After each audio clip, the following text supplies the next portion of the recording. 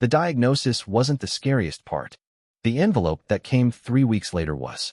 You open it expecting a number you can handle.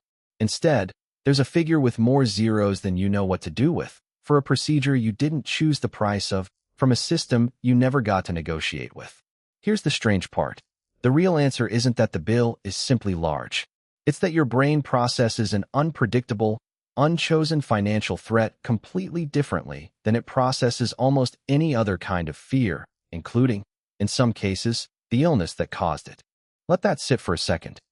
In 2005, the psychologist Robert Sapolsky, whose decades of research focus on stress and the body, identified a pattern that explains why unpredictability itself is one of the most powerful stress triggers the human nervous system has. Sapolsky's work shows that a threat you can predict, even a serious one, activates far less chronic stress than a threat of similar or even smaller size that arrives without warning and without a clear endpoint. A medical bill checks every box on that list. You don't know the amount until after the procedure. You don't know when the next bill will arrive. You don't know if there will be a second one, a third one, a collections call 8 months later. The uncertainty itself becomes its own separate source of fear, layered on top of the illness that started it. Why would uncertainty hurt more than a known bad outcome? Because for most of human history, unpredictable threats were the ones most likely to kill you.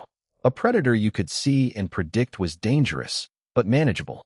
A threat that could strike without warning from an unknown direction demanded constant vigilance, a nervous system that never fully powered down.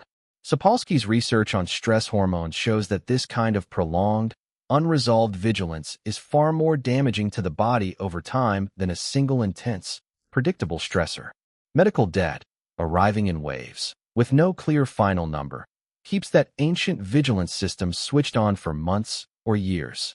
Have you ever noticed that not knowing how bad something is feels worse than actually finding out? There's a second mechanism, and it comes from research by the health economist Amy Finkelstein, who has studied how financial exposure to medical costs shapes both behavior and mental health. Finkelstein's large-scale studies found that unpredictable medical costs don't just cause financial strain, they measurably increase anxiety and depression rates independent of the health condition itself. In some of her data, the financial fear component of illness showed effects on well-being comparable to the physical symptoms, sometimes exceeding them for conditions that were serious but treatable. The bill wasn't just an inconvenience attached to getting better. For a meaningful number of patients, it became a second illness entirely, running on a completely separate psychological track. Then there's a third layer, tied to a concept the psychologist Roy Baumeister has studied extensively: decision fatigue combined with what researchers call the scarcity mindset. When people are hit with a large, unexpected financial threat, their cognitive bandwidth narrows, the same effect Sindel Mullainathan and Eldar Schaffer found in Farmers Before Harvest. Every other decision, career choices, relationships, daily routines, gets processed through a mind partially consumed by an unresolved financial threat.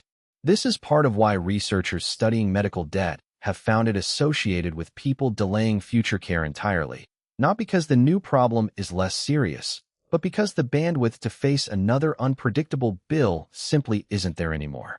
Put these three findings together, and the picture becomes disturbingly coherent. Sapolsky's research explains why unpredictability itself, independent of amount, drives outsized stress responses. Finkelstein's data shows this financial fear operates as a distinct psychological burden, sometimes rivaling the illness itself.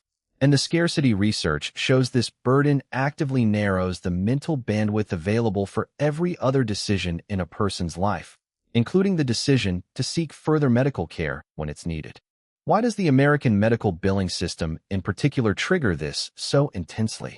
Because in most systems designed around this kind of stress response, at least one variable stays fixed and knowable in advance. In the American system, price is frequently unknown until after a service is rendered, sometimes for months. The same procedure can cost wildly different amounts depending on insurance status, provider network, and hospital, information almost never available to the patient beforehand. This isn't simply expensive healthcare. It's healthcare priced in a way that maximizes exactly the kind of chronic, unresolved unpredictability that Sapolsky's research shows is uniquely damaging to the nervous system regardless of the final dollar amount. So what actually helps, given how deeply this is wired? Health policy researchers studying this stress response point toward one consistent finding. Reducing uncertainty, even without reducing the total cost, measurably lowers the associated anxiety. Getting a cost estimate in advance, understanding a payment timeline, or negotiating a fixed plan rather than facing an open-ended sequence of bills doesn't make the debt smaller. But it converts an unpredictable threat into a predictable one, and Sapolsky's research suggests that shift alone meaningfully reduces the chronic stress response, even when the financial reality stays exactly the same.